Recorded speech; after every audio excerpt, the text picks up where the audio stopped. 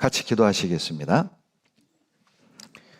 사랑이 많으신 좋으신 우리 아버지 하나님, 영원한 죄와 사망에서 구원해 주시고 자녀 삼아 주심을 감사드립니다. 주님 오시는 그날까지 변함없이 주를 사랑하게 하시고 하나님 앞에 부끄럽지 않은 모습으로 설 수 있도록 붙잡아 주시고 이끌어 주시기를 간구드립니다.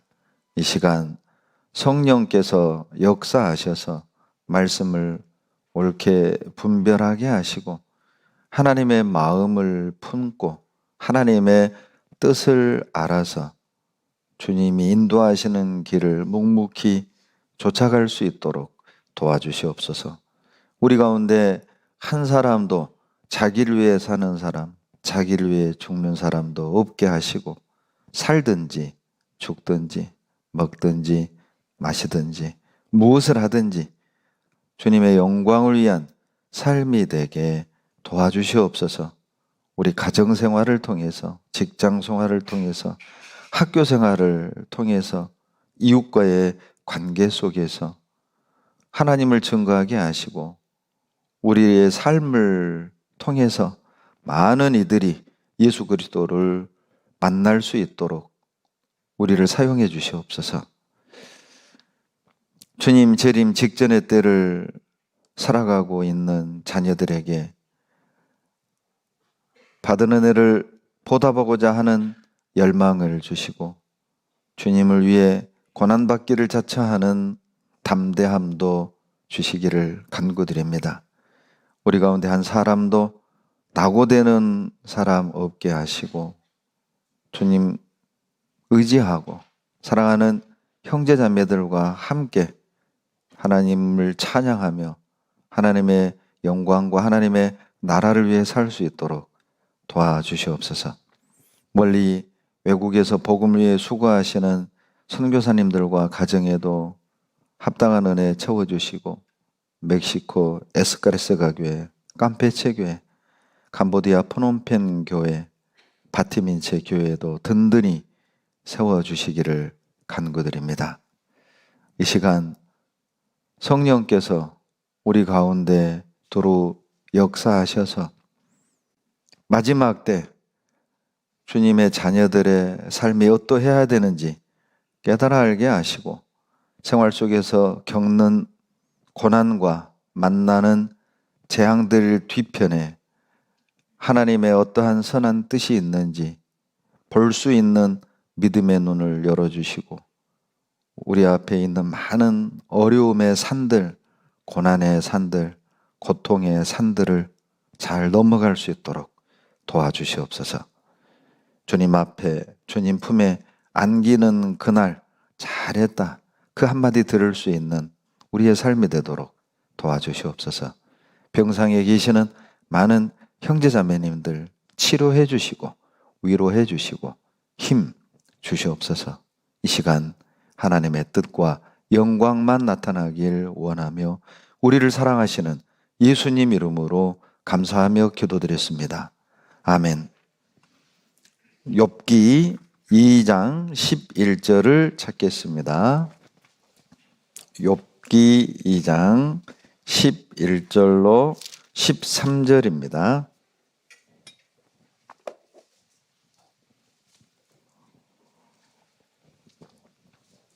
욥기 2장 11절부터 제가 읽어드립니다. 때에 욥의 친구 세 사람이 그에게 이 모든 재앙이 임하였다 함을 듣고 각각 자기 처소에서부터 이르렀으니 곧 대만 사람 엘리바스와 수아 사람 빌닷과 나아마 사람 소발이라.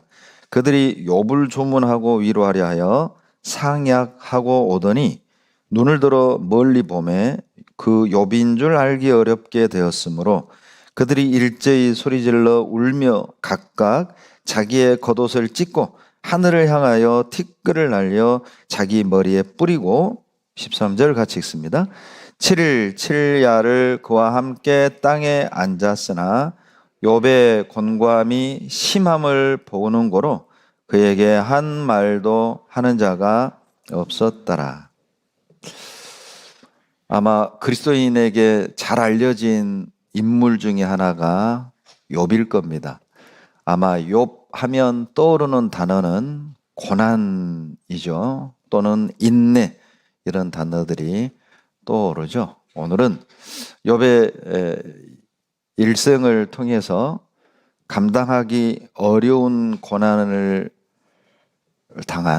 감당하기 어려운 고난 중에 있는 이들에게라는 제목을 가지고 현재 우리가 겪고 있는 위기, 그리고 두려운 상황들, 각자의 고난들을 우리가 어떻게 바라보고 어떻게 헤쳐나가야 되는지에 대하여 함께 생각하고 교훈을 받는 시간이 되길 바랍니다.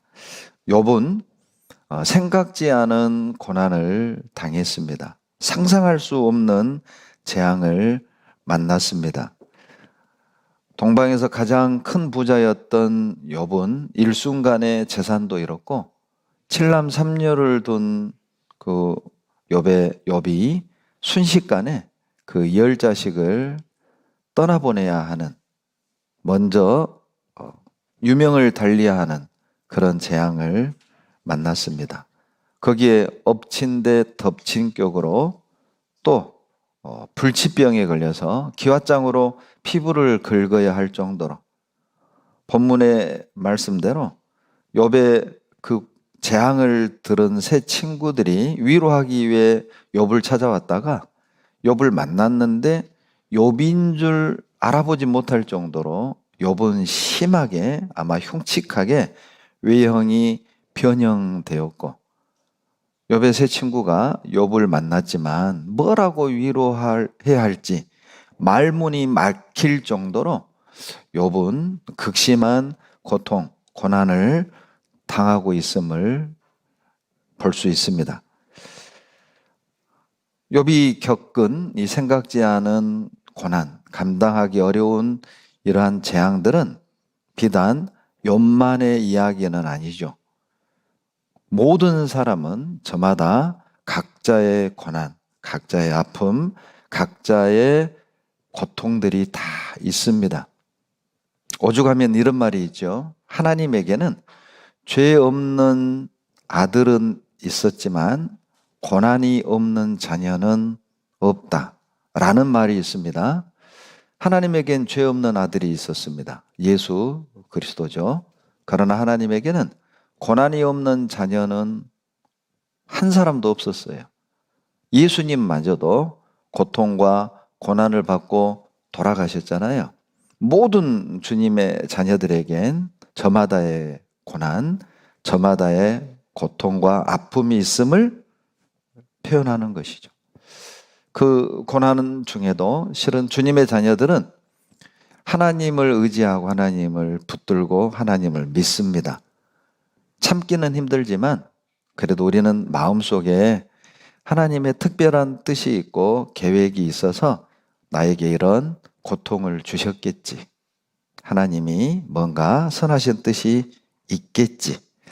그렇게 버티다가도 이 고난이 생각 밖으로 길어지고, 그리고 이 하나의 고난을 넘었는가 싶었는데 또 예상하지 않은, 또 생각지 않은 재앙들이, 고난들이 연거푸 찾아오면 실은 이제 그때부터 우리들의 마음, 우리들의 믿음이 흔들리죠. 왜 이러시지? 하나님이 왜 나에게 이런 고난을 주시는 거지? 이건 좀 심하지 않나? 이건 하나님이 너무 하시는 건 아닌가? 의혹이 들고 의심이 생기기 시작을 합니다. 왜 하나님, 나에겐 다른 형제 자매들을 보면 이 정도는 아닌 것 같은데 왜 나에게는, 왜 우리 가정에는 이렇게 힘든 상황들을 그렇게 허락하시는 겁니까? 다른 자매님들 보면은 남편 잘 만나가지고 봉사만 하고 신화생활 즐겁게 하는 것 같은데 왜 나는 이렇게 살아야 합니까? 다른 형제들 보면 참 안정된 직장 속에 형제들 대접하면서 헌금도 하면서 나누면서 또 도우면서 그렇게 즐겁게 사는 것 같은데 왜 나는 평생을 생계 걱정, 생활 걱정, 그렇게 돈 걱정을 가지고 살아야 합니까? 왜 하나님 나는 이렇게 살아야 하죠? 그런 의혹, 그런 의문이 들 때가 있죠. 더 나아가서 나는 참 열심히 산 것 같은데 나는 정말 하나님 의지하고 올바로 여기까지 온 것 같은데 왜 신실하게 사는 주님의 자녀들은 이렇게 늘 재앙이 있고 고난이 있고 가정에 평강이 없고 그런데 구원 안 받은 이방인들 보면 적당히 죄 짓고 남 속이고 그렇게 사는 사람들 보면 이방인들을 보면 악인들을 보면 좀 잘 되는 것 같고 가정에 재앙도 없고 그렇게 하하호하고 사는 것 같고 하나님 왜 이렇게 이해되지 않는 불합리한 현상들이 있는 겁니까? 의문이 들 때가 있죠. 그 질문에 대한 답, 흔들리고 의심하는 자녀들을 위해서 욥기는 기록된 것입니다. 하나님은 욥기를 통해 흔들리는 우리들에게 감당하기 어려운 고난 중에 있는 자녀들에게 말씀하고 있습니다. 그 재앙의 이유가 무엇인지, 그 고난의 목적이 무엇인지를 욥기를 통해 우리에게 말씀해 주시는 겁니다. 욥기 1장을 보면 욥에 대하여 자세한 정보를 주고 계십니다. 욥기는 욥이 어떤 사람인지를 먼저 알려주고 이야기가 시작이 되는 거예요. 왜 욥에 대하여 자세한 정보를 주시는 걸까? 그 답을 먼저 말씀드리면 생각지 않는 고난, 이해되지 않는 고난, 감당하기 어려운 고난 뒤에 반드시 하나님의 의도가, 하나님의 목적이 숨겨져 있음을 깨닫게 하시려고 욥기를 욥에 대한 정보로부터 시작을 하는 겁니다.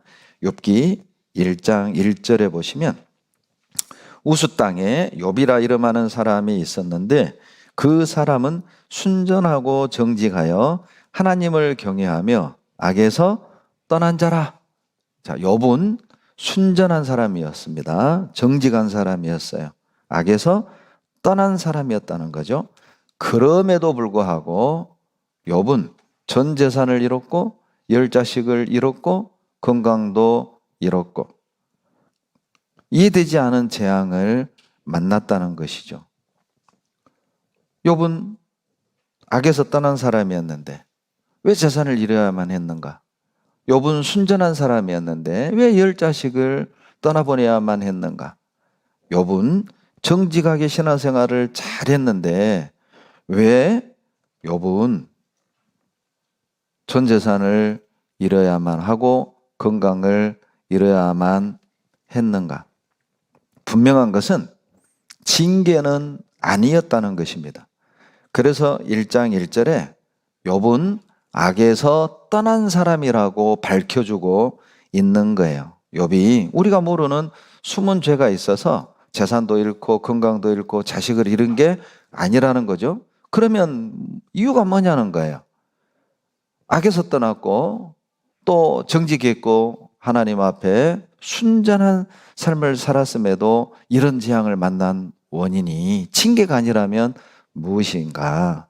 그것은 하나님의 또 다른 숨겨진 목적, 선하신 계획과 섭리가 있었음을 말씀하고 있는 겁니다. 2절에 보시면 그 소생은 남자가 7이요 여자가 3이며 자식을 7남 3녀를 두고 있다는 것이죠. 10자식을 두고 있었습니다. 그리고 3절에 보면 그 소유물은 양이 7천이요 약대가 3천이요 소가 500결이요 암나기가 500이며 종도 많이 있었으니 이 사람은 동방 사람 중에 가장 큰 자라. 지금 재산 목록까지 밝혀주고 있습니다. 이건 사생활이잖아요. 그러죠? 재산을 아주 정확하게 얘기해주고 있습니다. 양 7천, 약대 3천, 소 500, 암낙이 500. 소가 500결이니까 뭐 한 1000마리가 넘는다고 보시면 됩니다. 그리고 암낙이도 500, 종도 많아요. 그리고 혹시 주변에 이런 부자 보셨나요? 양 7,000마리, 약대 3,000마리, 소 1,000마리, 암낙이 500마리 이렇게 이런 재산을 갖고 있는 부유층 보셨나요? 저는 비슷한 사람은 제가 봤어요. 제가 저 아랫지역에서 목회할 때 어떤 형제님이 농장을 하셨는데 개가 1,500마리,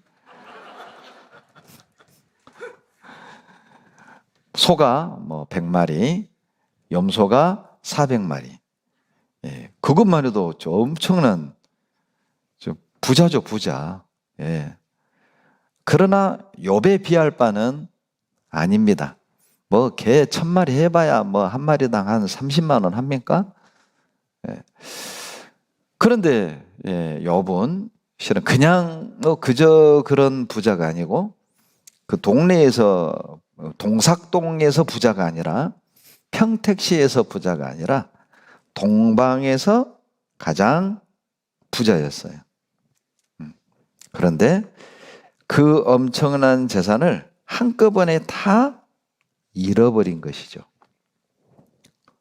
왜 하나님이 이렇게 욥의 재산까지도 자세하게 알려주는 걸까? 이유가 있습니다.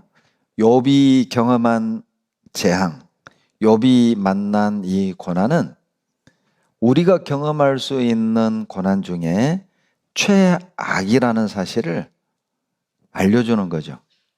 우리가 실은 우리도 살다 보면 돈 잃을 수 있죠.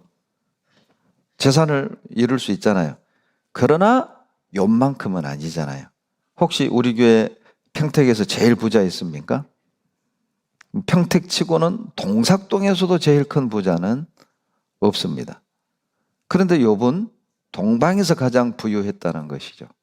여러분, 우리도 사랑하는 사람을 먼저 떠나보낼 수는 있죠. 뭐 저도 뭐 큰형님, 저희 아버님, 저희 어머니 먼저 소천하셨어요.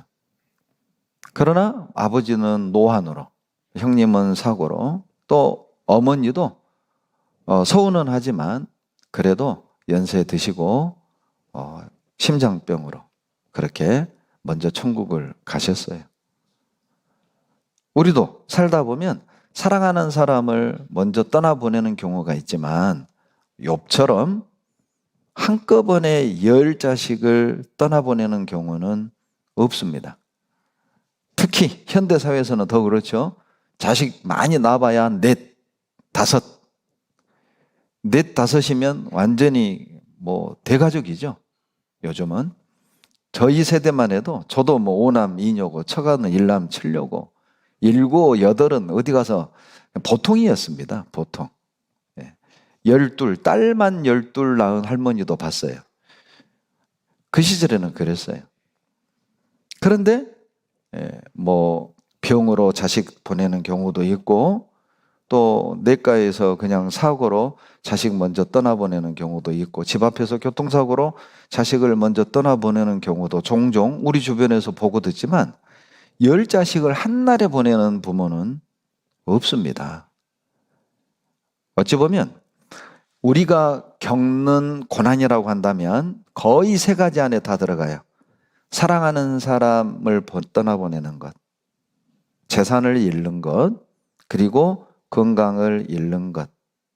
거의 대부분 실은 이 세 가지 안에 다 들어가는 거잖아요. 그러나 욥만큼은 아니라는 것이죠.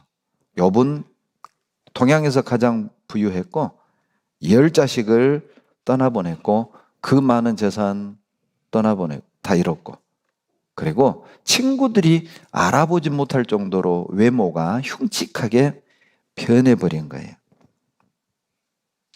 그러나 욥은 하나님 앞에 입술로 범죄하지 않았습니다. 왜 욥에 대한 이런 정보를 주신 걸까? 우리도 실은 이런 재앙을 만날 수 있기 때문입니다. 우리도 이런 생각지 않은 감당하기 어려운 재앙을 만날 수 있기 때문에 욥에 대하여 자세한 정보를 주시는 거거든요. 제가 아는 어떤 청년은 참 오빠를 사랑했습니다. 그런데 이 오빠가 30대 초반인데 암에 걸린 거예요.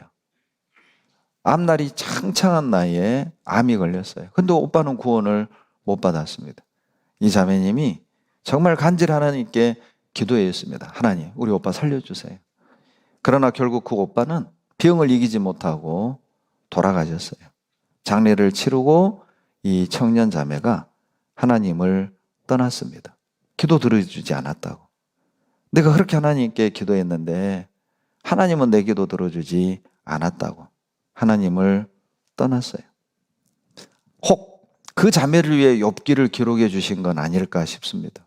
어떤 분들은 재산을 잃고 사기를 당하고 그리고 병에 걸려서 믿음이 흔들리는 그런 경우도 있잖아요. 아마 그분들을 위해서 하나님이 욥기를 기록한 건 아닐까요? 너 재산 잃었지만 욥만큼은 아니잖아. 너 사랑하는 사람 떠나보냈지만 욥만큼은 아니잖니. 그래서 하나님이 욥기를 우리에게 주신 건 아닐까요? 감당하기 어려운 고난, 재앙을 이해하려면 그 뒤에 있는 것을 보아야 합니다. 그래서 하나님이 욥기를 기록한 거예요. 잃어버린 것에 집중하지 말고 재앙과 고난에 집중하지 말고 재앙과 고난 뒤편에 있는 것에 집중하라는 겁니다. 내가 잃어버린 것을 보지 말고 내가 만난 고난과 재앙 뒤편에 있는 보이지 않는 것에 집중할 때 우리는 감당하기 어려운 이해되지 않는 재앙을 극복해낼 수 있다는 거예요. 이제부턴 욥기 1장 6절부터의 사건을 집중하셔야 돼요. 1장 6절. 욥에 대한 정보가 끝나고 욥이 어떤 사람인지에 대해서 말씀하신 뒤 갑자기 전환이 됩니다. 6절. 하루는 하나님의 아들들이 와서 여호와 앞에 섰고 사단도 그들 가운데 왔는지라. 땅의 이야기에서 하늘의 이야기로 올라갔죠. 땅에 있는 욥에 대한 이야기에서 갑자기 6절에서 하늘로 훅 올라가는 겁니다. 하나님 앞에 서 있는 사단의 모습을 말하고 있습니다. 자, 1장 1절로 5절에서 눈에 보이는 이야기에서 이제 1장 6절부터는 우리 눈에 보이지 않는 이야기로 넘어가고 있는 겁니다. 여러분, 교훈되지 않습니까?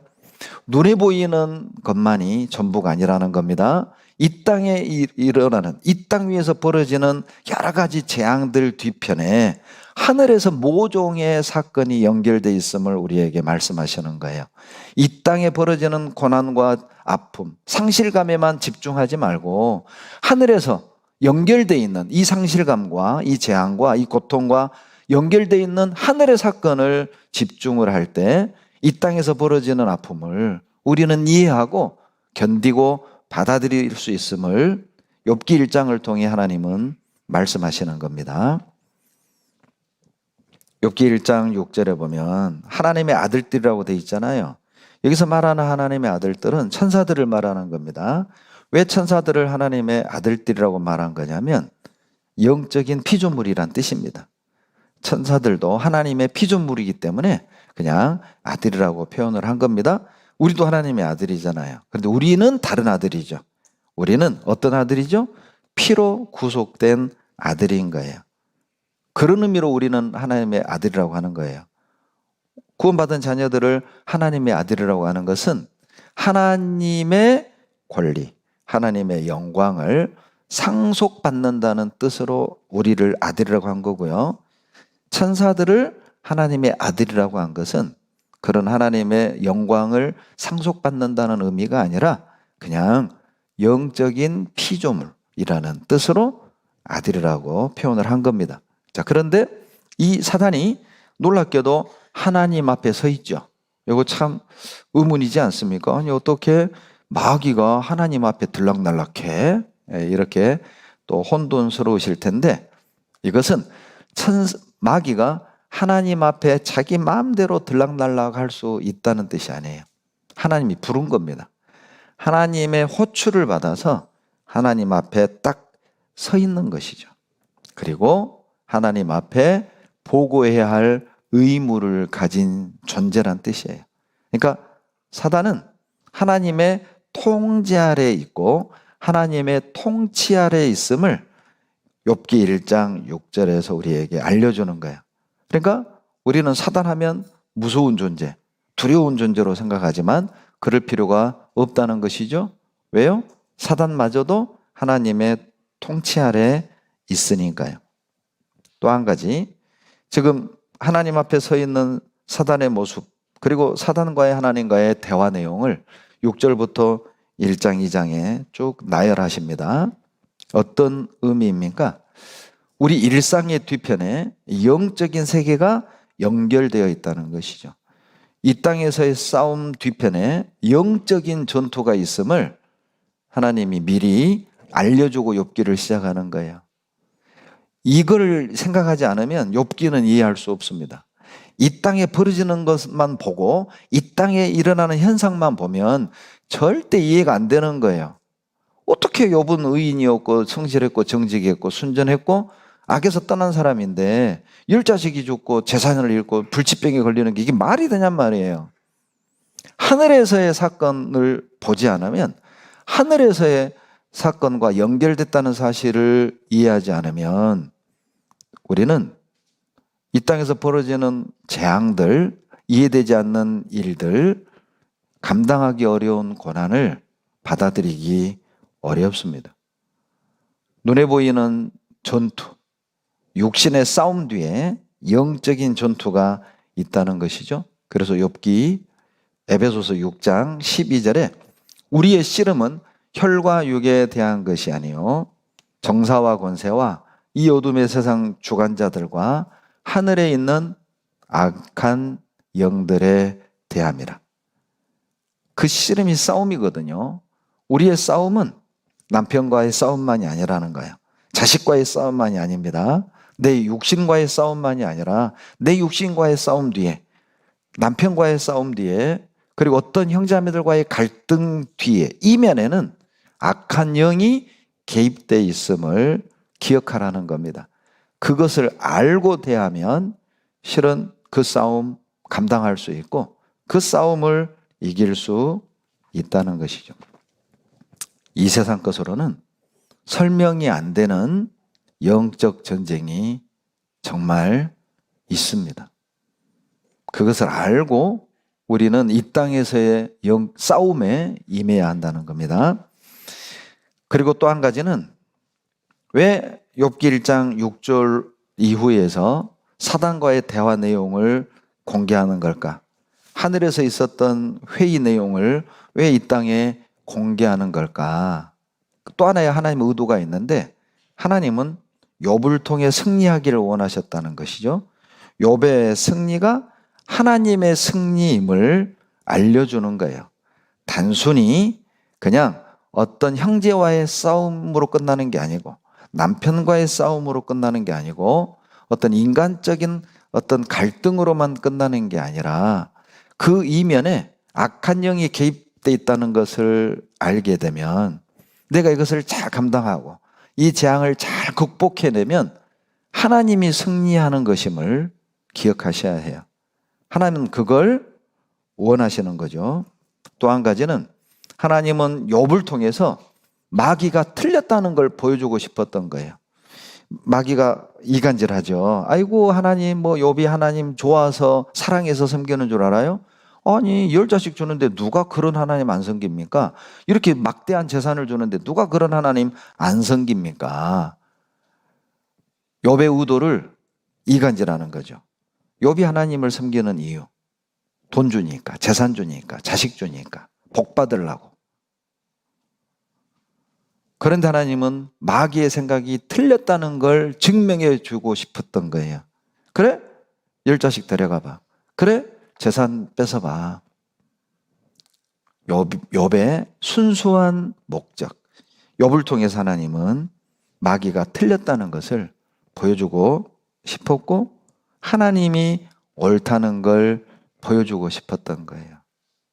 그래서 욥기 1장 6절 뒤에부터 마귀와의 대화 내용, 하늘에서의 천상에서의 회의 내용을 기록을 하신 겁니다. 우리도 여러분 어때요? 욥과 비슷한 고난을 만날 수 있잖아요. 여러분 경제적으로 어렵습니까? 혹시 사랑하는 사람으로부터 상처를 받았습니까? 또는 사랑하는 사람을 잃었습니까? 직장을 잃었습니까? 건강을 혹시 잃었습니까? 끝까지 하나님을 신뢰해야 합니다. 왜냐하면 그 이면에 천상의 회의가 연결되어 있을 수 있어요. 하나님은 나를 통해 승리하기 원하시고 나를 통해 마귀가 틀렸다는 것을 증명해 보이고 싶은 겁니다. 그래서 욥기 1장 이제 6절부터 7절부터 보면 마귀의 의도를 폭로하고 계셔요. 9절입니다. 욥기 1장 9절.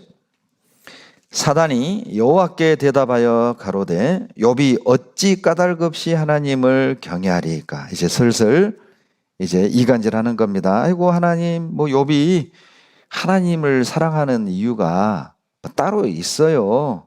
10절 이런 이유입니다. 주께서 그와 그 집과 그 모든 소유물을 산울로 두르심이 아니니까 주께서 그 손으로 하는 바를 복되게 하사 그 소유물로 땅에 널리게 하셨음이니이다. 여러분 이 드라마 같은 데 보면 어때요? 악녀들이 자기 절친이 의사하고 이렇게 결혼하고 또 판사하고 결혼하고 그런 거 보면 막 시샘해가지고 이간질하는 그런 드라마 가끔 있잖아요. 그러면서 자기 친구에게 이렇게 이간질하는 겁니다. 야, 그 남자가 너 좋아서 너 사랑해서 결혼한 줄 알아?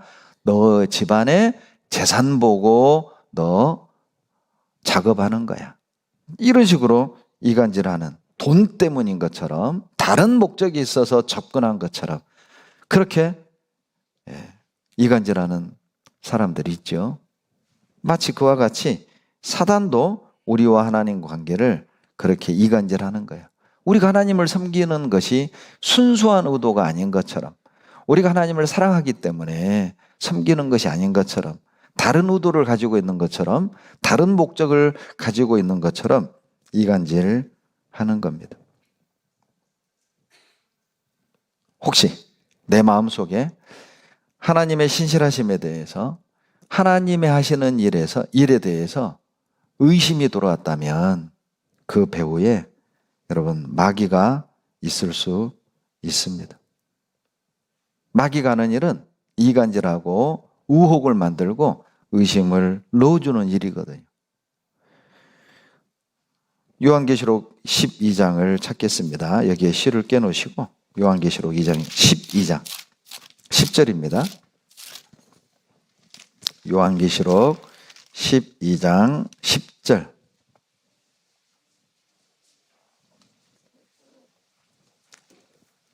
요한계시록 12장 10절 같이 읽겠습니다. 내가 또 들으니 하늘에 큰 음성이 있어 가로되 이제 우리 하나님의 구원과 능력과 나라와 또 그의 그리스도의 권세가 이루었으니 우리 형제들을 참소하던 자 곧 우리 하나님 앞에서 밤낮 참소하던 자가 쫓겨났고, 하나님 앞에서 밤낮 참소하던 자가 누굽니까? 마귀입니다. 마귀는 무슨 일을 합니까? 하나님 앞에서 밤낮 참소, 고소, 고발하는 거예요. 어떻게 해요? 하나님, 아이고 뭐 현기가 하나님 사랑해서 섬기는 줄 알아요? 하나님 좋아서 섬기는 줄 알아요? 이간질하는 거죠. 참소하는 거예요. 다른 목적이 있어서 하나님을 섬기는 거라고. 육신의 복을 위해서 하나님 섬기는 거라고. 그리고 우리 안에 이렇게 속삭이죠. 야, 너 자신을 봐. 너 속을 봐. 너 이런 마음 상태로 이렇게 봉사하는 게 맞아? 억지로 봉사하는 게 맞아? 아니, 어떤 형제자매에 대해서 미운 감정이 있고 악감정이 있으면서 이런 마음으로 교제 나와서 이렇게 교제하는 것이 맞아? 너 자신을 봐. 그런 마음으로는 봉사하면 안 되는 거야. 그런 마음으로는 교제하면 안 되는 거라니까? 그거 위선이야. 이런 생각을 계속 넣어주는 거죠. 그러니까, 아이고, 이런 마음으로 봉사하면 안 되겠다. 봉사를 포기하고. 내가 이거 해결하기 전까지는 내가 교제 못 나가. 교제를 멀리하고. 그러면서 더 악화되는 우리 자신을 보잖아요. 하나님이 주신 사명을 포기하도록, 하나님이 정해주신 우리의 위치에서 벗어나도록 마귀가 하는 일이 뭐죠? 참소하는 거라니까요. 너를 봐. 너 자신을 봐. 이런 모습으로 이런 사람이, 너 같은 사람이 무슨 봉사를, 무슨 전도를, 무슨 교제를 계속 참소하는 거예요. 고소고발하는 것이죠. 포기하도록. 하나님이 정해놓은 위치에서 벗어나도록.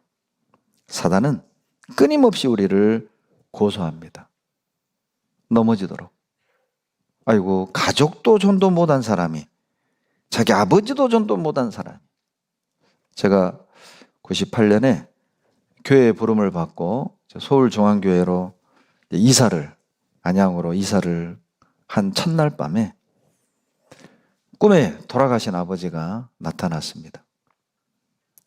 제 아버지는 제가 국민학교 3학년 때 돌아가셨거든요. 자다가 일어나서 제가 얼마나 울었는지 몰라요. 제 방에 혼자 와서 베개에 얼굴을 묻고 엉엉 울었습니다. 그 다음날 상담을 할 수가 없었어요. 아버지도 전도 못한 사람이 누구 전도하냐. 제가 한 달 동안을 상담을 기피하고 도망을 다녔습니다. 마음이 너무 무겁고 너무 괴로워가지고. 그러던 어느 날 누가복음 16장을 읽는데 지옥 간 부자의 음성이 제 귀에 들렸어요. 이 부자가 아브라함에게 말합니다. 아브라함의 품에 있는 거지 나사로를 저 세상에 보내서 내 동생 5이 살아있으니 제발 이곳 지옥에 오지 않게 해주십시오. 저는 그 부자의 음성이 먼저 세상을 떠난 우리 조상의 소리로 들렸어요. 형기야, 너의 엄마, 너의 누나, 너의 형들, 너의 동생 지옥에 오지 않게 해라.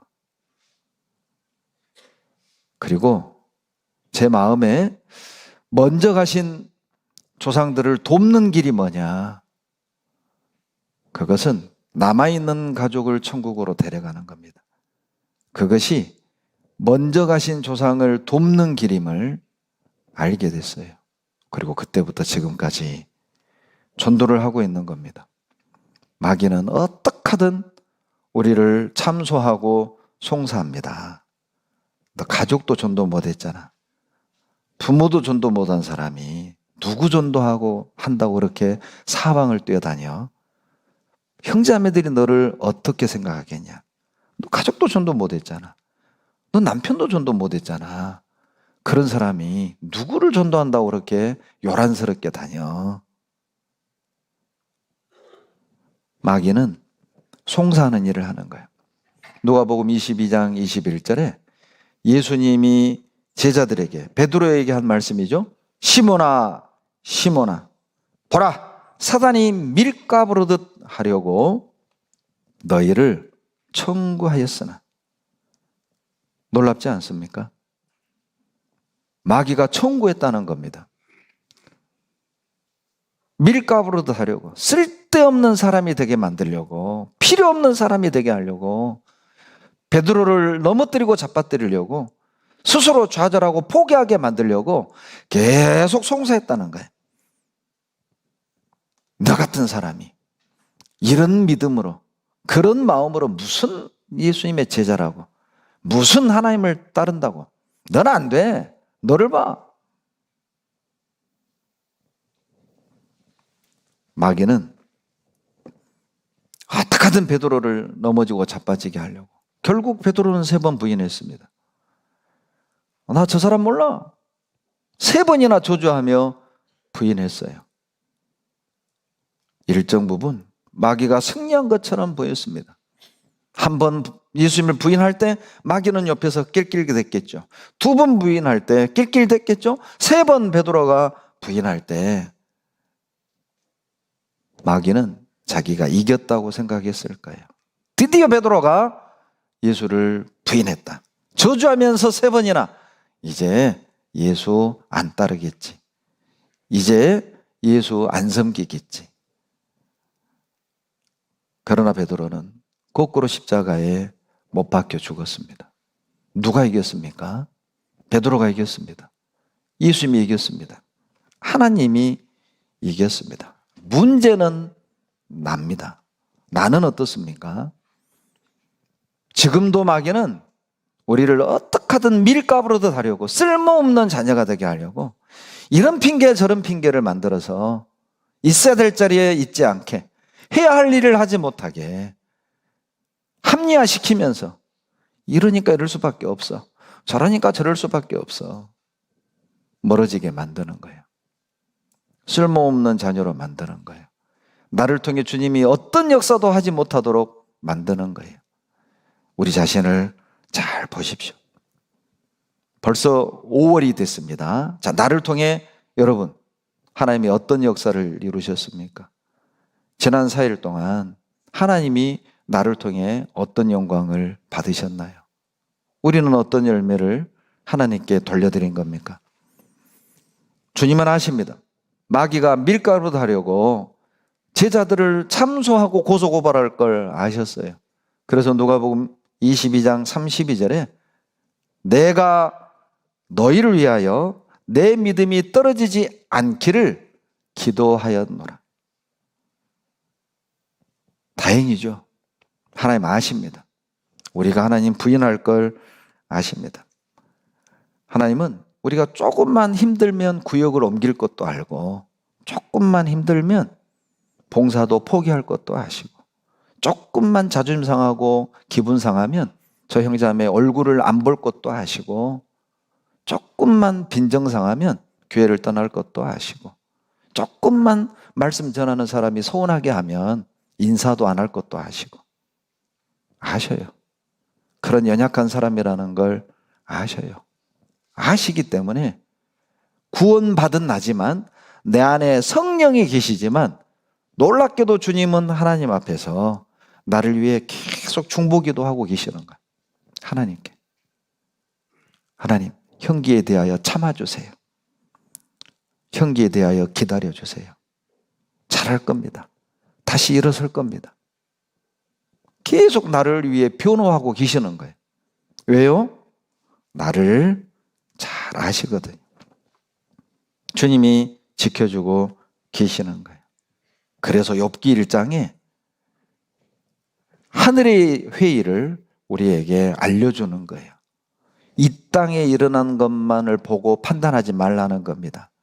눈에 보이는 이 상황 이면에 저 천상에서 모종의 회의가 있다는 거예요.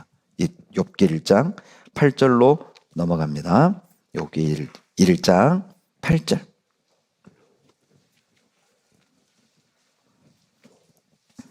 같이 읽겠습니다.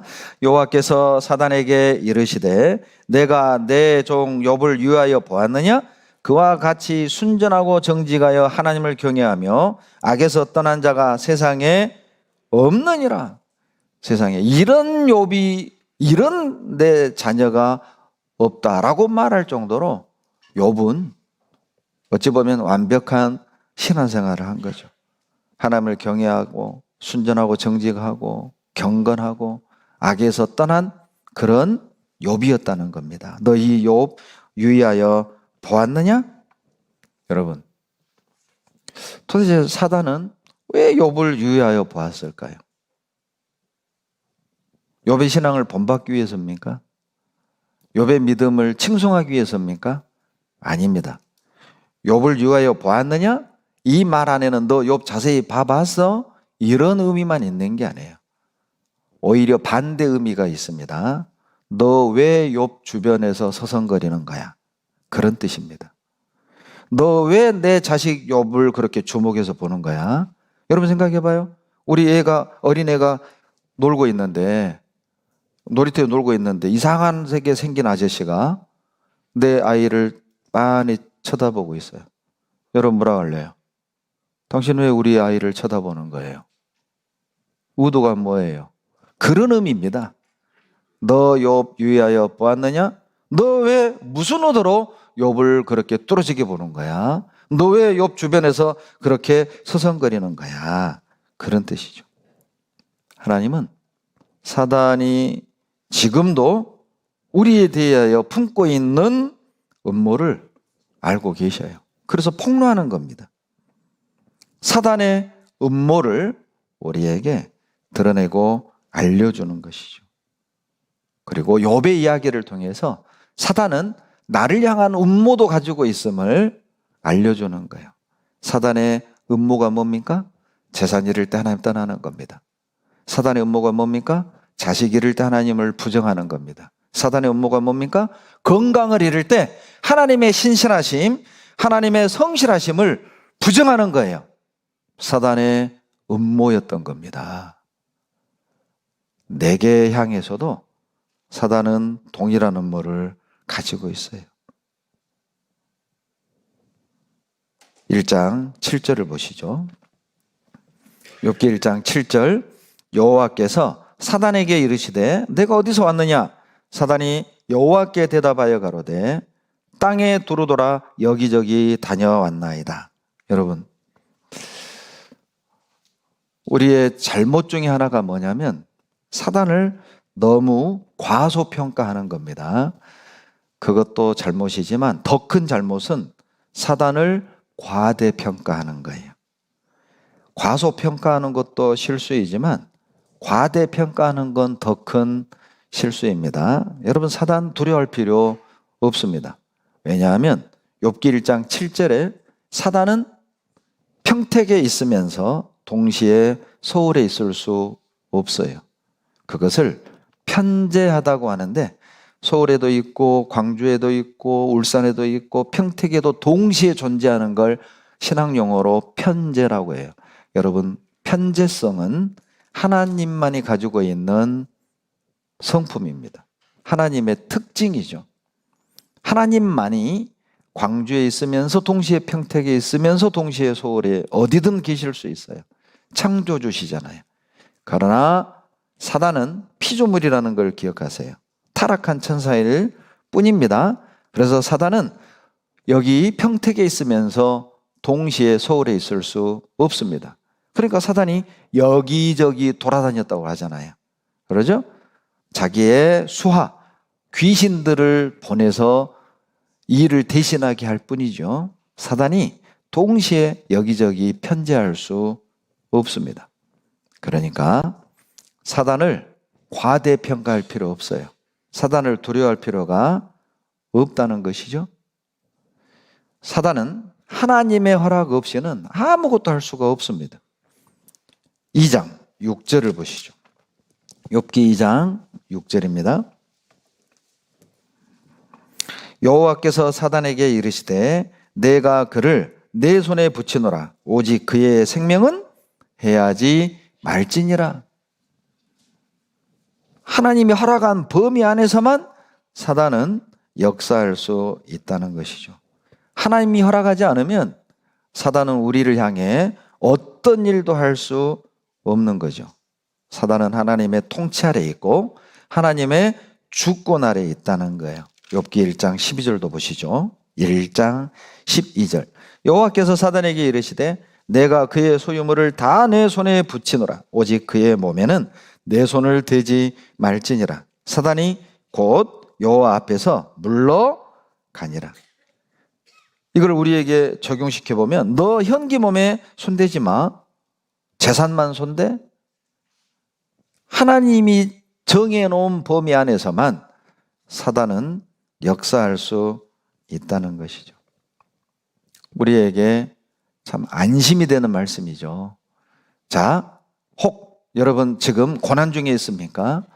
생각지 않은 고통 중에 있습니까? 감당하기 어려운 재앙을 만났나요?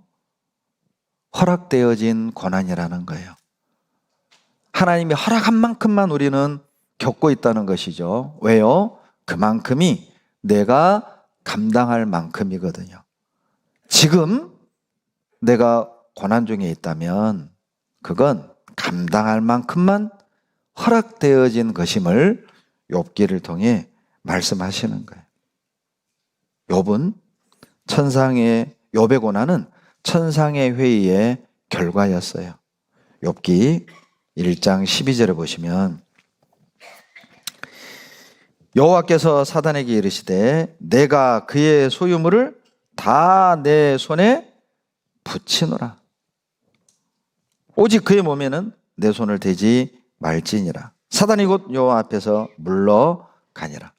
하나님과 사단과의 대화는 끝납니다. 그리고 이제 하나님이 허락하신 범위 내에서 하나님과 대화한 내용으로만 이제 13절부터 실제 사단이 욥의 재산도 뺏어가고 욥의 10자식도 데려가고 그리고 건강도 2장에서 치는 거예요. 그것도 연거푸. 13절 보시면 하루는 욥의 자녀들이 맏형집에서 식물을 먹으며 포도주를 마실 때 사자가 욥에게 와서 고하되 소는 밥 깔고 나귀는 그 곁에서 풀을 먹는데 스바 사람이 갑자기 일어 그것들을 빼앗고 칼로 종을 죽였나이다. 나만 홀로 피한 고로 주인께 고하러 왔나이다. 소, 나귀 다 빼앗았다는 거예요. 자, 그 보고를 들었을 땐 아마 흠칫 놀랐을 겁니다. 그러나 욥 마음에서는 하나님이 뭔 계획이 있으시겠지. 그런데 그 보고가 끝나자마자 또 다른 종이 뛰어들어와서 마님하더니 보고 내용이 한술 더 뜨는 겁니다. 하늘에서 불이 내려와가지고 종들을 불살라버린 거예요. 그 내용이 또 보고가 끝나자마자 또 다른 종이 뛰어들어와서 갈대아 사람이 와가지고 약대를 뺏어가고 종들을 죽였습니다. 이제 그 보고까지는 어때요? 왜 이런 일이? 그래, 뭔가 또 하나님이 계획이 있으셨을 거야. 그렇게 마음을 추스리고 있는데 또 다른 종이 뛰어들어와서 마님의 10자녀, 도련님들 그리고 세 따님이 죽었다고. 자, 그 정도 소식을 우리가 들었다. 일순간에, 순식간에 연겁, 재산도 잃고 자식도 죽었다는 소식을 한날에 들었다면 아마 정신줄 놔버릴 사람도 있어요. 기절할 사람도 있어요. 아마 울부짖고 괴성을 지를 수도 있지 않겠습니까? 그런데 욥은 22절 이 모든 일에 욥이 범죄하지 아니하고 하나님을 향하여 어리석게 원망하지 아니하니라. 원망하지 않았습니다. 입술로 범죄하지도 않았습니다. 왜 이런 내용을 욥기 1장에다 자세히 기록하신 걸까? 욥의 고난은 여러분 우연히 재수없이 일어난 게 아니라는 것이죠. 우리가 겪는 고난, 우리가 겪는 재앙은 우연히 일어난 게 아니라는 겁니다. 재수없어서 어쩌다가 누가 실수로 어떻게 누구의 잘못으로 내가 지금 이렇게 힘들게 된 게 아니라는 것이죠. 천상의 회의 결과일 수도 있습니다. 이 땅에서 일어난 일들은 하늘에서 허락되어진 일일 수 있다는 것입니다. 자, 그러면 우리가 이 땅에서 만나는 재앙을 대하는 태도는 달라지겠죠. 눈에 보이는 이면에 하늘의 사건을 우리가 알 수만 있다면 아마 이 땅에서 겪는 재앙과 고통과 아픔을 대하는 우리의 태도는 달라질 것입니다. 그러면 우리는 하나님을 신뢰할 수 있어요. 뭔가 하나님의 하늘에서의 회의 결과고 하나님의 또 다른 선하신 계획과 목적이 있음을 우리가 분명히 안다면 받아들일 수 있고 하나님의 신실하심과 성실하심을 우리는 끝까지 믿고 순종해야 한다는 겁니다. 우리도 재산 이룰 수 있습니다. 우리도 사랑하는 사람을 이룰 수 있습니다. 우리도 건강 이룰 수 있습니다. 그것이 하늘에서의 회의 결과일 수 있어요. 욥은 끝까지 입술로 범죄하지 않았습니다. 우리가 신앙생활을 하면서 좀 답답해하는 이유 중에 하나가 하나님이 응답하지 않는다는 것입니다. 우리도 그렇게 계속 일어나는 집안의 우환들 참고 견디고 하나님께 기도하지만 하나님은 쉽사리 대답해 주지 않습니다. 이런 이유로 너에게 허락되어진 고난이란다. 이런 목적 때문에 너에게 이런 아픔이 허락되어진 거란다. 주님이 곧바로 응답하지 않습니다. 신속한 답을 주지 않습니다. 그래서 우리는 더 힘든 것이죠. 그래서 우리는 더 하나님을 의심하는 거예요. 하나님, 왜 내게 이러세요? 왜 도와주지 않아요? 왜 하나님 답을 주지 않는 겁니까? 흔들리죠. 그렇게 기다려도 하나님은 침묵하시고 대답하지 않는 거예요. 실은 정확히 말하면 하나님은 대답하고 계셨습니다. 우리가 그 대답을 찾지 못한 것이죠. 우리가 하나님의 응답을 보지 않았던 거예요. 이해되지 않은 고난, 감당하기 어려운 고난에 대한 답을 하나님은 욥을 통해 계속 말씀하고 있었던 거예요. 그런데 우리가 발견하지 못한 거죠. 우리가 깨닫지 못했을 뿐이에요. 하나님은 이미 대답하셨습니다. 내 질문에 대한 답을 주셨습니다. 내 고난에 대한 답을 하나님은 주셨어요. 내가 모르고 있었을 뿐이죠. 욥은 우리에게 말합니다. 자신의 고난에 대한 이유를 알지 못했지만 하나님의 선하신 목적이 있었음을 욥을 통해 말씀하시는 거예요. 욥이 이 시간 이곳에 와서 간증할 수 있다면 욥과 비슷한 고난을 당하고 있는 형제자매들에게 간증할 수 있다면 뭐라고 간증할까요? 자매님, 형제님, 이번에 재산 다 잃었다면서요. 남편이 직장에서 쫓겨났다면서요.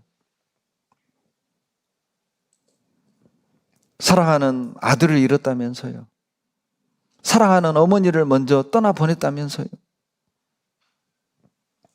불치병에 걸렸다면서요. 이번에 들었습니다.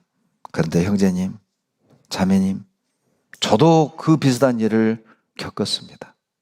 저는 동방에서 가장 많은 재산을 가지고 있었는데 한날에 다 잃었습니다. 그리고 그 같은 날에 나는 10자식을 떠나보내야만 했습니다. 그리고 얼마 뒤에는 불치병까지 걸렸습니다. 그리고 사랑하는 아내는 나를 위로하는 것이 아니라 하나님 저주하고 죽어버리라고 악담을 퍼부었고 절친 3명은 찾아와서 위로는 못 해줄 망정 너 징계다. 너 욥 징계야. 정말 나 외로웠습니다. 정말 힘들었습니다. 자식 이런 것도 힘들었지만 더 힘들게 했던 것은 새 친구였습니다. 내 아내였습니다. 남의 사정도 모르면서 재산 잃고 10자식 잃었을 때 사람들이 나를 쳐다보는 그 눈길, 그 눈빛, 꼭 내가 어떤 숨은 죄 때문에 받은 천벌인 것처럼 말은 하지 않지만 나를 쳐다보던 그 눈빛들 견디기 힘들었습니다. 그런데 38장에 가니까 그때 하나님이 나타나셨다고. 38장에서 하나님 만났다고. 근데 형제님은 지금 2장이라고. 자매님은 4장밖에 안 왔다고. 38장까지 기다려보라고. 그때 하나님 만날 거라고. 하나님 만나면 이해될 거라고. 왜 나는 재산을 잃어야 됐고 직장을 잃어야 됐고 건강을 잃어야 됐고 사랑하는 사람을 떠나보내야 했는지 알게 되니까 버티라고, 기다리라고, 참으라고. 욥이 그렇게 간증하지 않을까요? 욥은 욥기 1장 6절부터 있었던 하나님과 마귀와의 대화를 몰랐습니다. 욥은 자기가 왜 이런 일을 당해야 되는지 배경도 몰랐습니다. 하나님이 대답해 주지 않았습니다. 알려주지도 않았습니다.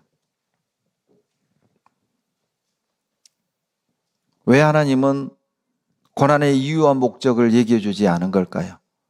왜 욥기 1장 6절부터 있었던 그 마귀와의 회의 내용을 말씀해 주지 않은 걸까요? 38장에서 나타나실 거면 2장에서 나타나시면 안 됐을까요?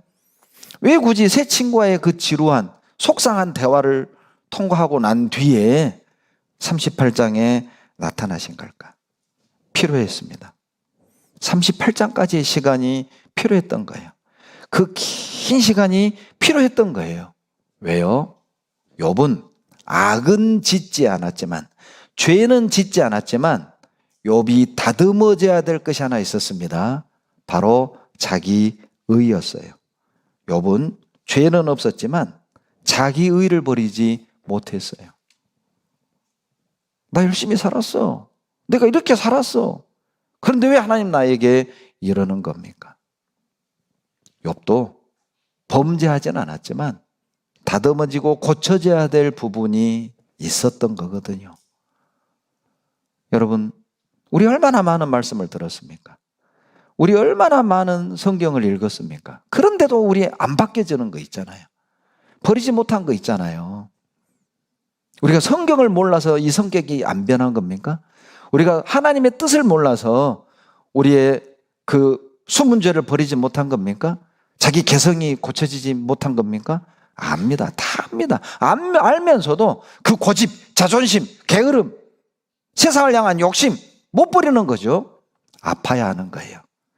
여러분, 어떤 것은 말씀을 듣고 배워서 버려지고 고쳐지는 것도 있지만 우리 안에 있는 정말 악한 어떤 것은, 정말 고집센 어떤 것은 아파야만 고쳐지는, 상실감을 통과해야만, 재앙의 시간, 고난의 시간을 통과해야만 다듬어지는 부분이 있는 거거든요.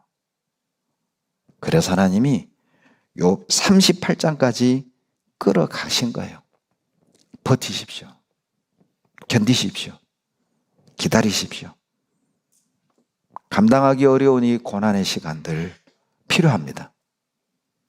길다고 생각하는 이 터널들 필요합니다. 그 과정이 필요합니다. 베드로전서 1장 7절. 베드로전서 1장 7절.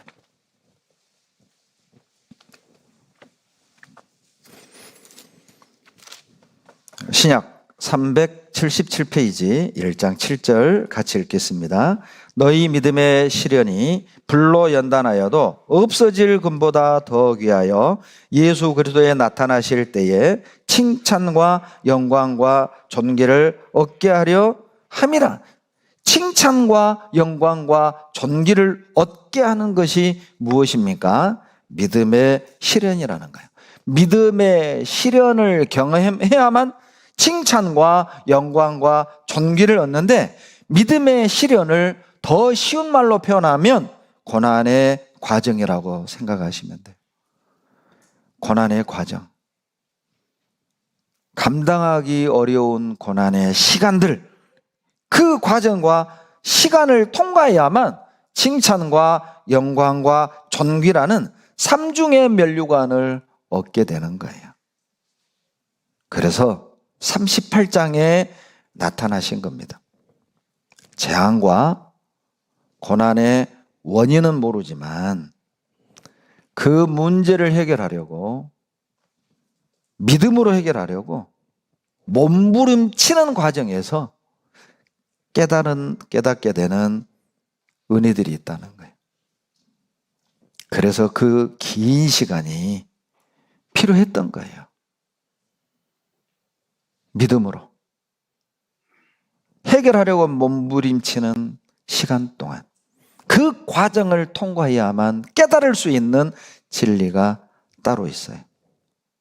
그 과정 속에서 욥도 성장하고 변했던 거예요. 욥은 천상의 회의를 듣지도 못했고 고난의 이유와 원인을 알지도 못했지만 그 과정을 38장까지 아내의 악담도 듣고 친구들의 억지도 듣고 상처도 받고 오해도 받고 따가운 눈초리도 통과하면서 욥은 다른 욥이 된 거예요. 자기의 문제를 발견하게 됐고 하나님이 어떤 분인지도 알게 됐고 그 고난을 어떻게 받아들여야 되는지도 깨닫게 되었던 겁니다. 욥기를 시작하면서 1장엔 하늘에 있는 사건을 기록했고 결과적으로 마지막 42장에서는 욥이 축복으로 끝이 났죠. 그 천상의 회의, 1장의 천상의 회의와 42장의 욥의 축복 사이에 욥의 기나긴 고난이 있었습니다. 원인도 몰랐고 결과도 몰랐지만 욥은 이 고난을 잘 견뎠고 잘 통과했습니다. 우리에게 주는 교훈입니다. 우리도 원인을 모를 수 있고 결과도 모르지만 여러분 믿음을 가지고 잘 버티십시오. 나중에 이유도 알게 될 것이고 축복이 어떤 것인지도 알게 될 거니까요. 욥의 경험이 우리를 위로해 주고 계셔요. 하나님의 자녀들에겐 쓸모없는 고난이 없습니다. 하나님의 자녀들에겐 쓸데없는 아픔이 없습니다. 우리가 겪는 모든 고난은 허락되어진 고난이고 반드시 누군가를 살리고 반드시 누군가를 세우는데 사용되어지는 고난이에요. 구원받고 교회 안에 있는 게 참 은혜라는 걸 상담하다 자주 경험합니다. 상담을 하다 보면 절대 좋은 일로 상담하러 오는 분은 없어요. 예를 들면 목사님 어떡해요? 저 이번에 월급 올랐어요. 목사님 어떡해요? 작년에 딴 땅이 5배로 튀었어요. 나 이거 어떻게 해야 돼요? 이런 걸 가지고 상담하러 오는 분들은 없어요. 대부분 진짜 듣고 있어도 나도 힘들어. 듣고 있어도 나도 괴로워. 정말 나도 상담받아야 돼, 어디 가서. 그러니까 정신과 의사가 다른 의사한테 상담받는다잖아요. 듣고 있는 지도 힘드니까. 그 지경이에요, 그 지경. 저도 정말 힘든 일로 대부분 상담하러 옵니다. 그런데 참 감사한 것은요, 거의 대부분 저도 경험했던 어려운 상황들이에요. 그리고 제가 경험한 얘기를 해주면 많은 분들이 위로받고 힘을 얻고 가요. 그때마다 깨닫는 겁니다. 아, 이분 때문이었구나. 이분 때문에 하나님이 나에게 그런 길을 걸어오게 한 거구나. 아, 이분을 도와주라고 하나님이 나에게 그 고난을 허락했던 거구나. 여러분, 지금은 이해되지 않지만 어떻게 쓰실 줄은 모르지만 기다려보세요. 알게 돼요. 아, 이때를 위함이었구나. 이 잠에 도우라고, 아, 이 영혼을 건지라고 하나님이 나에게 가난도 주셨고 질병도 주셨고 이별도 경험하게 하신 거구나. 이해되지 않은 고난, 감당하기 어려운 고난들을 그래서 주신 거였구나. 이거 얼마나 은혜입니까? 교회 안에 있고 주님 안에 있고 복음 안에 있으면 반드시 우리의 삶은 해독이 가능해요. 설명할 수 있어요. 이해할 수 있어요. 지금 고난받을 땐 왜 이러지? 도대체 이해 안 되지만 우리가 복음 안에만 있으면, 십자가 아래만 있으면 반드시 이해됩니다. 우리의 실패, 우리의 좌절, 우리의 상처, 우리의 고난이 이해가 돼요. 설명이 가능해요. 은혜죠. 그러니 은혜죠. 욥기 1장 8절 돌아가 봅니다. 하나님은 욥을 유의하여 보셨죠? 욥기 1장 8절 여호와께서 사단에게 이르시되 내가 내 종 욥을 유의하여 보았느냐? 하나님은 욥을 유의하여 보셨다는 뜻이잖아요. 하나님은 지금도 하나님의 자녀들을 관심 있게 보는 겁니다. 여러분, 지금 평택에 56만이 넘는 인구가 살아가고 있습니다. 하늘에서 보면 정말 속된 표현으로 사람들이 버글버글 살아가고 있어요. 그런데 놀랍게도 하나님의 눈은 누구에게 고정되어 있습니까? 여기 앉아있는 나에게 고정되어 있어요. 56만이 평택시에 살아가지만 하나님의 눈은 늘 나를 향해 있어요. 시편 33편 13절에 여호와께서 하늘에서 감찰하사 모든 인생을 보시며, 모든 인생을 보지만 유독 하나님의 자녀들에게 눈은 고정되어 있어요. 욥기 7장 20절입니다. 욥기 7장 20절.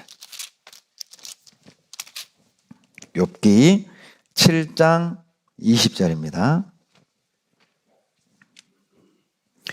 같이 읽겠습니다. 사람을 감찰하시는 자여, 내가 범죄하였은들 주께 무슨 해가 되오리까? 어찌하여 나로 관역을 삼으셔서 스스로 무거운 짐이 되게 하셨나이까? 여러분, 관역이 뭡니까?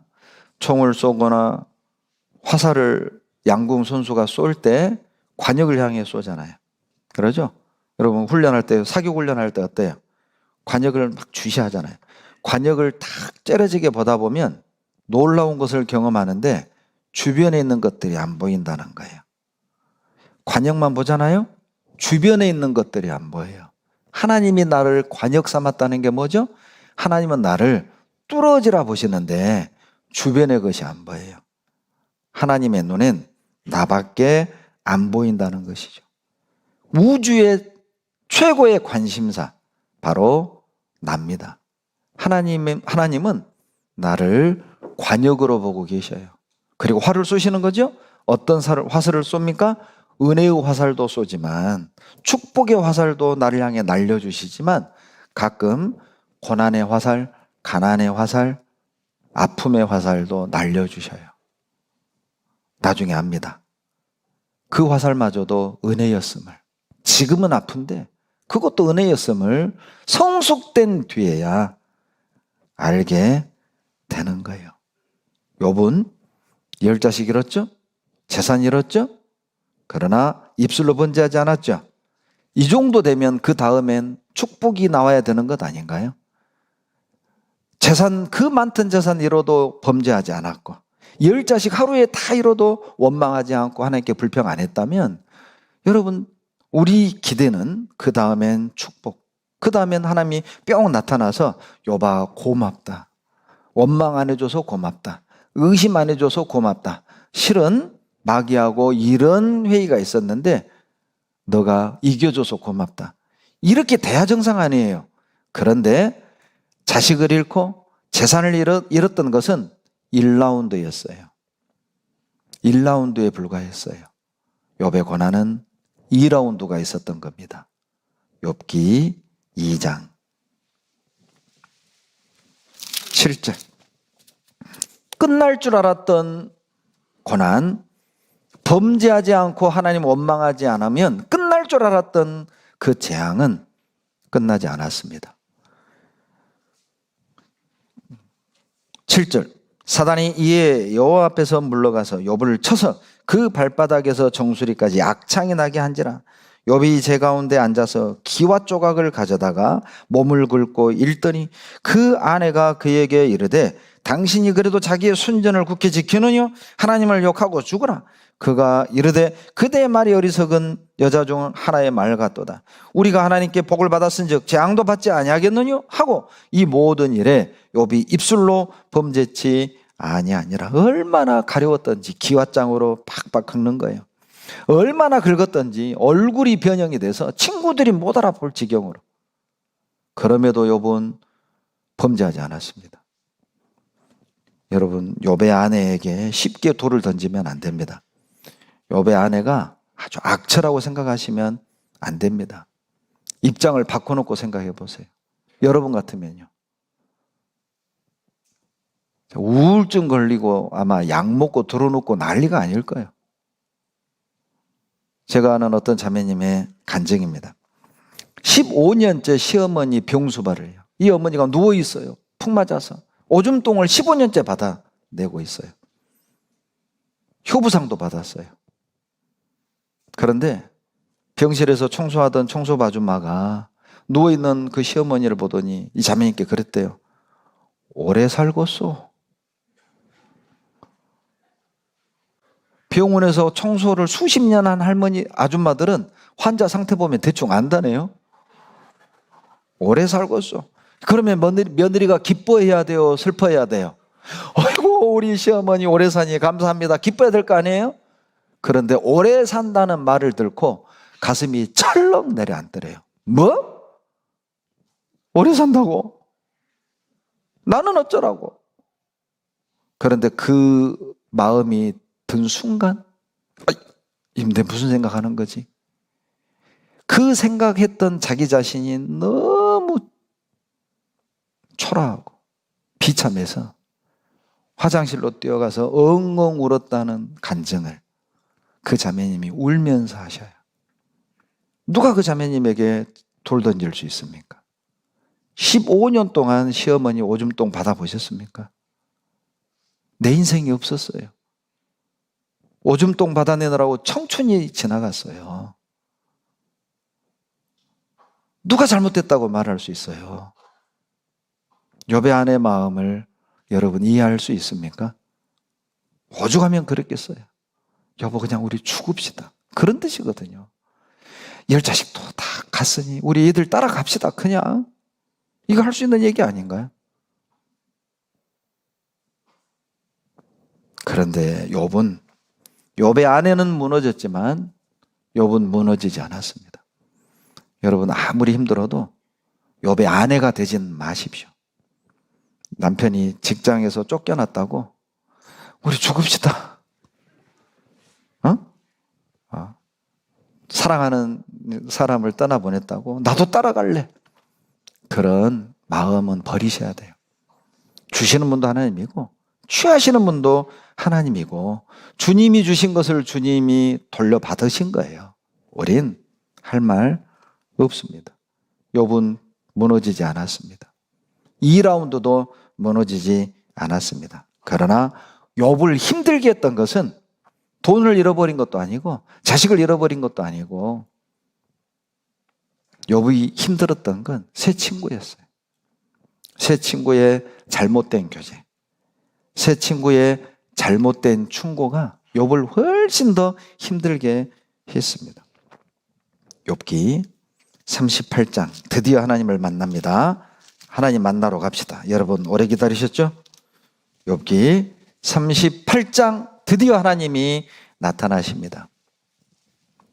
38장 1절 같이 읽겠습니다. 때에 여호와께서 폭풍 가운데로서 욥에게 말씀하여 가라사대 욥은 38장까지 버텼고 버틴 결과로 결국 하나님을 만났습니다. 38장이지만 결국 하나님을 만났습니다. 여러분 목사님 저는요 38장이 아니라 42장까지 온 것 같아요. 예, 그러면 43장에서 만나 주실 거예요. 목사님 저는 50장 넘은 것 같아요. 그러면 60장에서 만나 주실 거예요. 기다리십시오. 결국 그분을 만나게 됩니다. 자, 그런데 이해되지 않는 이제 내용이 38장에서 하나님 만나면 하나님이 뭔가 속 시원하게 욥아 고생했지? 실은 1장에서 이런 이유가 있었어 라고 말해줄 줄 알았는데 동문서답을 하시죠. 38장에 나타나셔서 주님은 31가지 질문을 욥에게 쏟아냅니다. 너 이런 거 알아? 누가 그 도량을 정했는지, 누가 준승을 그 위에 띄었었는지 너 이런 거 알아? 산에 사는 염소가 몇 달 만에 만삭되는지 너 이런 거 알아? 너 묘성을 떨기되게 하고 삼성의 띠를 너 풀 수 있어? 이건 완전 동문서답이잖아요. 아니 욥이 고난받는 것하고 별의 크기하고 별의 거리하고 무슨 상관이에요? 욥이 10자식 잃어버린 것과 삼성의 띠를 푸는 것과 무슨 상관이냐고요. 욥이 재산 다 나라고 불치병에 걸린 것과 산에 사는 염소가 몇 달 만에 만삭되는지가 어떤 연관성이 있는 겁니까? 그런데 시원스럽게 고난의 이유를 설명해 주지도 않고 고난의 결과를 미리 말해 주지도 않고 이상하게 31가지 질문을 하나님이 하셔요. 이유가 있습니다. 여러분, 우리가 감당하기 어려운 고난이 언제 벗겨집니까? 하나님에 대하여 알 때. 이해되지 않는 고난이 언제 이해됩니까? 하나님이 어떤 분인지를 알 때 우리 고난은 해결이 되는 거예요. 우리 고난은 감당해낼 수 있는 겁니다. 31가지의 질문은 어떤 의미입니까? 내가 이런 하나님이다. 너 알아? 내가 이런 하나님인데 내가 욥 너를 몰랐겠니? 내가 이런 전능한 하나님인데 내가 너의 이 문제 해결을 못 해줬겠냐? 전능하고 전지한 하나님인데 너가 38장까지 오게 한 이유 너 아직도 모르겠어? 그 긴 시간 동안 그 긴 여정 속에서 너가 스스로 깨달아야 될 것이 있었던 거야. 주님이 나타나서 하신 말씀입니다. 41절, 욥기 38장 41절입니다. 까마귀 새끼가 하나님을 향하여 부르짖으며 먹을 것이 없어서 오락가락 할 때에 그것을 위하여 먹을 것을 예비하는 자가 누구냐? 너 이런 거 알아? 까마귀 누가 먹이냐? 들의 풀을 누가 입히는 거냐? 너 이런 거 알아? 내가 아니냐? 하나님이 까마귀도 먹이는데 내가 너의 문제를 몰랐겠냐? 하나님이 들의 풀도 입히는데 내가 너를 버렸겠느냐? 그런 의미입니다. 우주를 운행하는 능력이 내게 있는데 하물며 욥 너에 대한 제어 능력이 나에게 없었겠냐 이 말이에요. 고난에 대한 설명은 없지만 넌 난 믿어야 해. 그런 뜻이에요. 고난의 이유를 몰라도 고난의 배경을 몰라도 하나님이 어떤 분인 줄을 안다면 넌 날 믿어야 해. 너는 나를 묵묵히 따라야 해.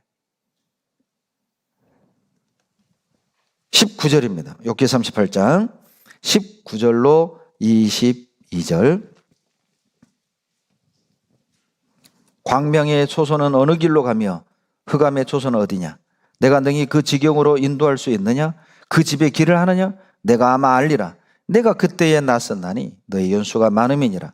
내가 눈 곳간에 들어갔었느냐? 우박 창고를 보았느냐? 너 이런 거 봤냐? 너 이런 거 알아? 무슨 뜻입니까? 하나님의 능력과 욥의 무능함을 대비시키는 거예요. 이런 것도 모르면서 이런 것도 못 봤으면서 그러면 좀 제발 입 탁 다물고 나를 믿고 따라야지. 나를 붙들어야지. 내가 이끄는 대로 함께 해야지. 이런 하나님을 믿어야 되지 않겠냐? 그런 의도인 거예요. 39장 1절로 2절. 같이 읽습니다. 산 염소가 새끼 치는 때를 내가 아느냐?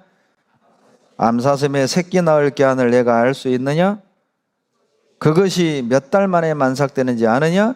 그 낳을 때를 아느냐? 산에 사는 염소가 몇 달 만에 만삭되는지 출산하는지 너 이런 거 알아? 이것도 모르면서 여봐, 산에 사는 염소도 임신을 하게 되면 그 기간, 새끼를 낳아야 할 때까지 그 기간이라는 게 있는 거잖아. 때가 되면 산에 사는 염소도 새끼 낳잖아. 너에게도 고난의 기간이 필요했고 그 고난의 때가 차면 너도 뭔가 결과물을, 열매를 얻게 되고 답을 얻게 될 텐데 그거 못 참냐? 그래서 하시는 말씀이에요. 산에 사는 염소도 임신 기간이 있습니다. 욥에게 겸손하게 침묵하고 욥을 하나님을 믿어야 할 근거를 여러 가지 31가지 질문을 통해 제시해 주는 겁니다. 겸손하게 믿으십시오. 침묵하고 위치를 지켜야 합니다.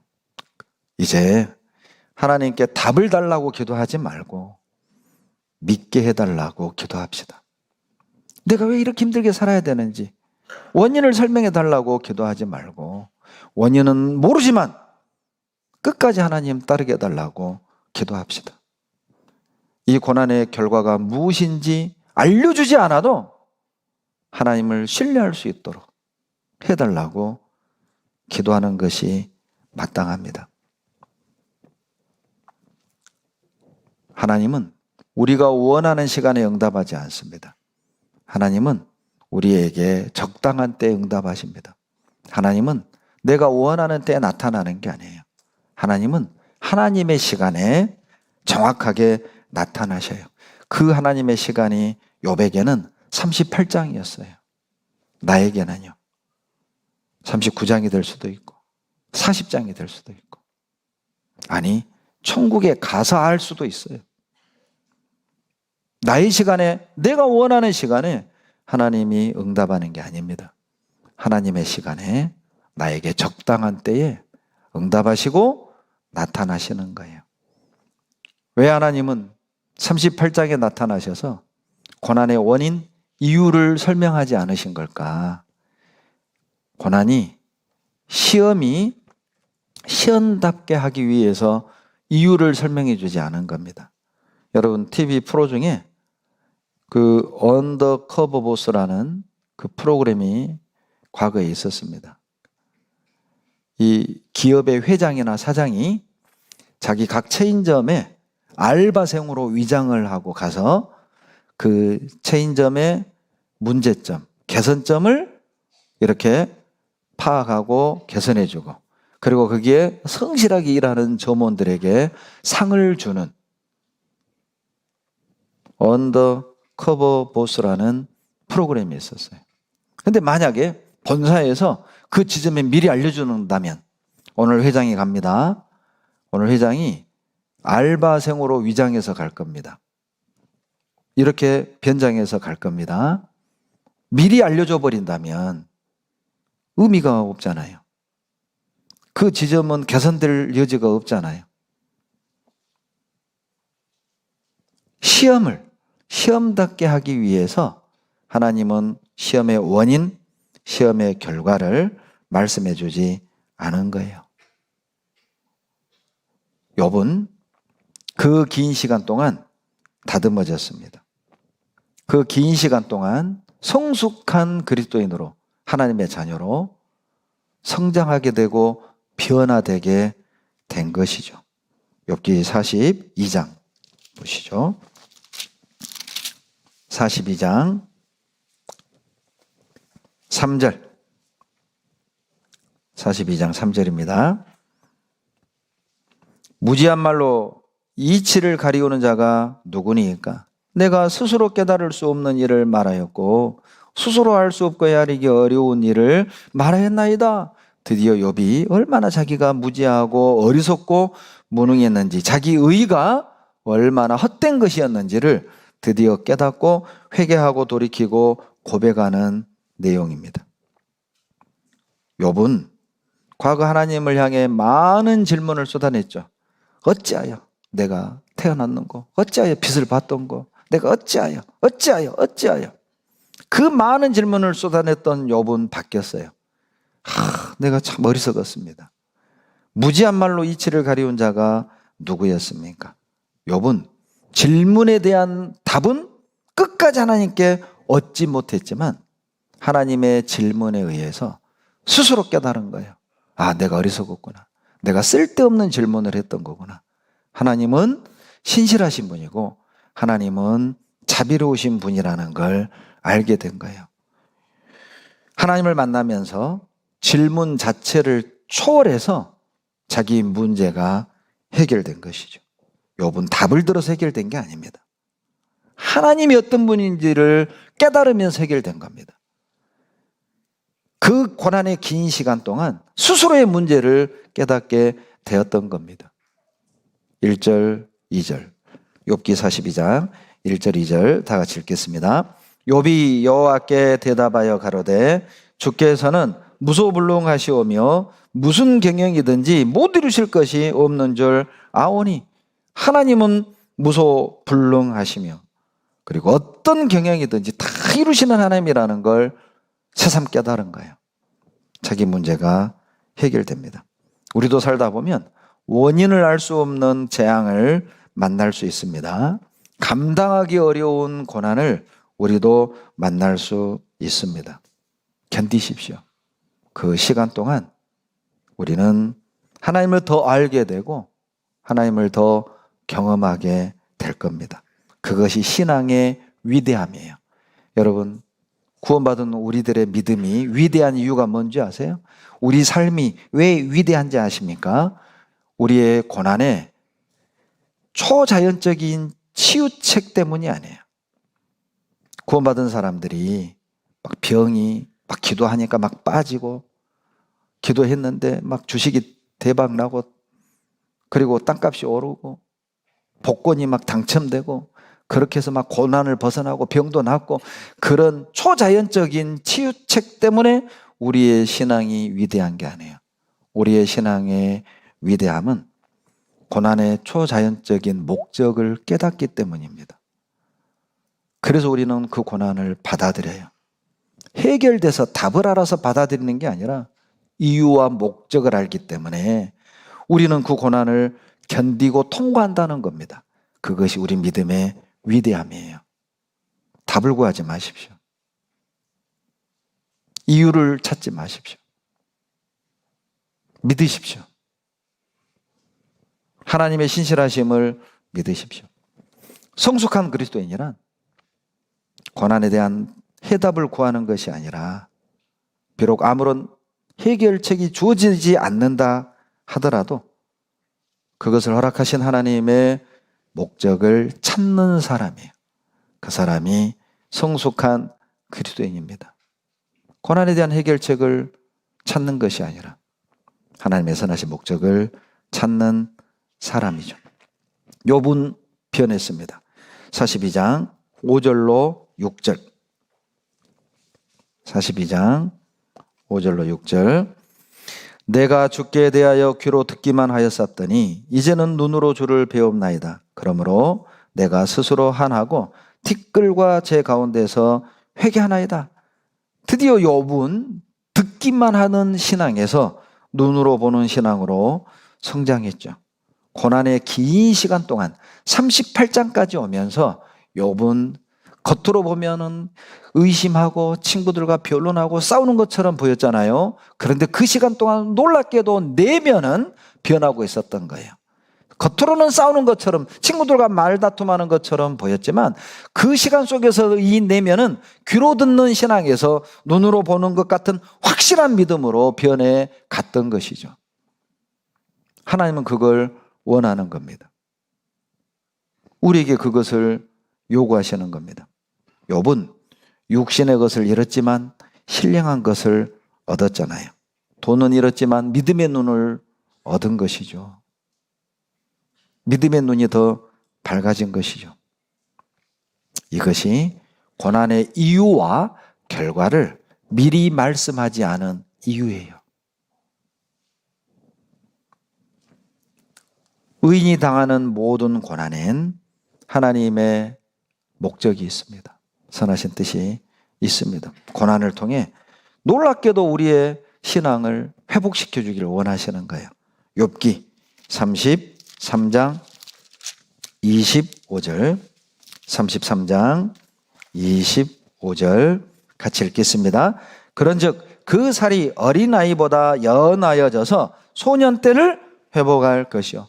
그 고난의 시간 속에서 첫사랑이 회복이 되고 처음 구원받았을 때의 그 영광, 기쁨, 은혜 그것을 회복시켜 주기를 원하시는 거예요. 26절입니다. 26절 그는 하나님께 기도함으로 하나님이 은혜를 베푸사 그로 자기의 얼굴을 즐거이 보게 하시고 사람에게 그 의를 회복시키시느니라. 고난을 극복하고 하나님의 관계가 회복이 되면 우리의 의도 회복이 되고 두려움을 극복하고 영광 가운데 하나님을 만나게 될 것입니다. 고난을 통해서 분별력을 갖기를 원하시는 거죠. 34장 32절. 욥기 34장 32절 같이 읽습니다. 나의 깨닫지 못하는 것을 내게 가르치소서.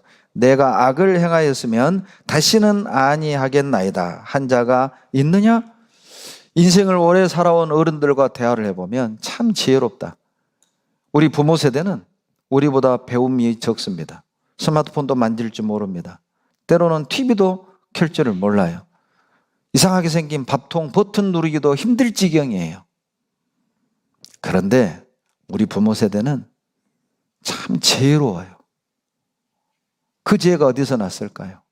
굶어도 보고 많은 사람을 떠나보내기도 하고 무시도 당해보고 천한 일도 해보고 그 기나긴 굴곡진 시간 속에서 그분들의 지혜는 날카로워진 겁니다. 하나님이 우리에게 고난을 허락하신 이유 중에 하나죠. 긴 고난을 통과하게 하신 이유 중에 하나죠. 신앙을 회복시킬 뿐 아니라 분별력을 얻는 방법입니다. 그리고 욥기를 통해 우리는 또 하나 알게 되죠. No pains, no gains. 고통이 없이 얻는 것도 없고 No cross, no crown. 십자가 없는 면류관은 없다는 겁니다. 욥의 결과가 말하죠. 38장까지 긴 고난의 끝, 욥기 42장입니다. 그 끝을 보겠습니다. 욥기 42장 17절. 욥기 42장 17절. 다 같이 읽겠습니다. 나이 늙고 기한이 차서 죽었더라. 이게 욥기의 마지막 기록입니다. 나이 늙고 기한이 차서 죽었더라. 네 글자로 줄이면 해피엔딩. 욥기 42장 17절에 기록해 놓으세요. 해피엔딩. 욥기를 통해 우리에게 말씀하고 있습니다. 감당하기 어려운 고난 중에 있는 이들에게 하나님은 말씀하고 계십니다. 해피엔딩이란다. 고난의 이유는 모르지만 천상에서 어떤 사건들이 벌어졌는지 난 알 길이 없지만 분명한 것은 우리의 이 여정의 끝은 해피엔딩입니다. 설명되지 않은 고난 때문에 여러분 고통받고 계십니까? 이해되지 않은 가난 속에서 여러분 헤매고 계십니까? 감당하기 어려운 상처와 재앙으로 인해 힘겨워하고 계십니까? 해피엔딩입니다. 하나님의 신실하심을 끝까지 믿으십시오. 버티십시오. 곧 42장입니다. 기도하겠습니다. 하나님 감사합니다. 내가 겪는 가난, 아픔, 고통, 재앙 뒤에 어떤 스토리가 있었는지, 그 결과가 무엇인지, 원인은 무엇인지, 하나님의 뜻은 무엇인지 볼 수 있는 눈을 주시고 깨달을 수 있는 믿음을 우리에게 주시옵소서. 그리하여 고난 중에 주님을 자랑하고 주님을 증거하는 합당한 우리의 삶이 되게 도와주시옵소서. 가난 중에, 재앙 중에, 환난 중에 의심하고 흔들리는 안타까운 모습 없게 붙잡아 주시옵소서. 하나님께 영광 돌리는 우리가 되게 도와주시옵소서. 예수님 이름으로 감사하며 기도드렸습니다. 아멘.